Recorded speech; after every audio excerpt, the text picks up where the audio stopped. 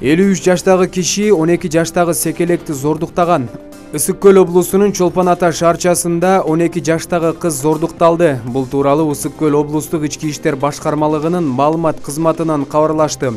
Маалыматка таянсак, кылмышка шектүү катары 53 жаштагы киши кармалган. Ал Рух Ордо Маданий борборунда кароолчу болуп иштеген. Жолдон адашып калган кыз бир айдоочуга келип адашып калганын, курсак ачканын айткан. Киши өзү иштеген жайга алып барып, кызга тамак берип, аны зордуктап, кийин кыз айткан дарекке жеткирип койгон. Кармалган жаран убактылуу кармоочу жайга киргизилип, тергөө амалдары башталды.